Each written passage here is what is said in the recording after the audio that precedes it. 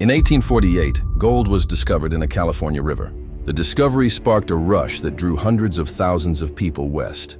The story begins at Sutter's Mill, where James Marshall was helping build a sawmill for landowner John Sutter along the American River.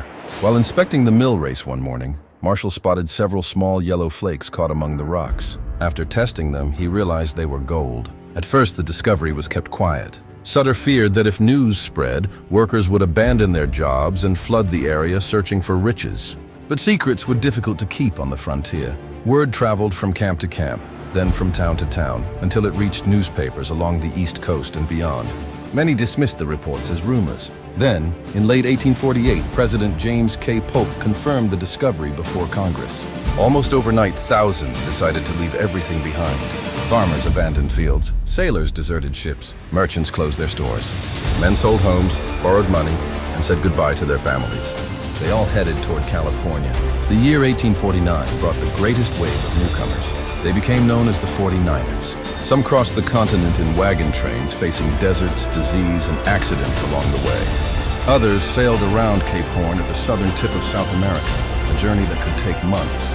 Some traveled through the jungles of Panama before catching another ship north. No matter the route, the goal was the same: find gold and become rich. When they arrived, many discovered that California was not the paradise they had imagined. Mining camps appeared almost overnight. Tents, rough cabins, and muddy streets covered the hills. Food was expensive. Supplies were scarce. Law was often little more than whatever armed men could enforce. Yet every day, prospectors crowded riverbanks and streams, searching for the fortune that might change their lives. A lucky few struck rich. Some pulled gold worth thousands of dollars from a single claim. Stories of sudden wealth spread around the world and drew even more people west. But most miners never found enough gold to become wealthy. Many spent months or years digging, panning, and searching, only to leave with little more than they had arrived with. Ironically, some of the greatest fortunes of the gold rush were not made by miners at all.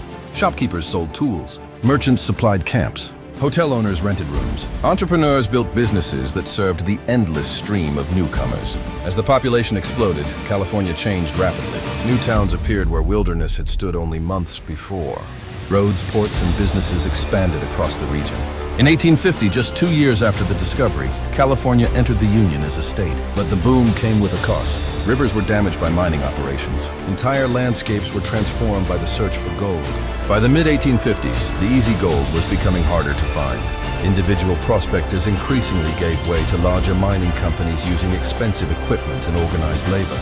The Great Rush slowly faded, yet its impact remained. A few flakes of gold discovered in a California stream had triggered a migration of hundreds of thousands of people, reshaped the American West, and accelerated the growth of a new state.